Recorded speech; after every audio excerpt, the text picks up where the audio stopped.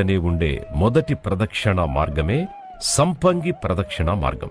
ఆలయ మహాద్వార ప్రాకారానికి వెండివాకిలి ప్రాకారానికి మధ్యన సుమారు 30 అడుగుల వెడల్పున్న ప్రదక్షిణ మార్గాన్ని సంపంగి ప్రదక్షిణం అంటారు. పూర్వం ఈ ప్రదక్షిణ మార్గంలో సంపంగి చెట్లు విరివిగా ఉండేవట. అందువల్లే ఈ మార్గాన్ని సంపంగి ప్రదక్షిణ మార్గంగా పిలుస్తారు.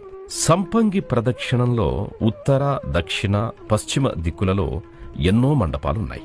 సంపంగి ప్రదక్షిణంలో దక్షిణం వైపు మార్గంలో గల కళ్యాణ మండపంలో తూర్పు ముఖంగా ఏర్పాటు చేయబడిన కళ్యాణ వేదికపై శ్రీ మలయప్ప స్వామివారికి, శ్రీదేవి భూదేవి అమ్మవార్లకు ప్రతినిత్యం కళ్యాణోత్సవం జరుగుతుంది. అలాగే కళ్యాణోత్సవ మండపంలో ఏడాదికి ఒకసారి జరిగే పుష్పయాగం, పవిత్రోత్సవాలతో పాటు సంవత్సరోత్సవాల్ని కూడా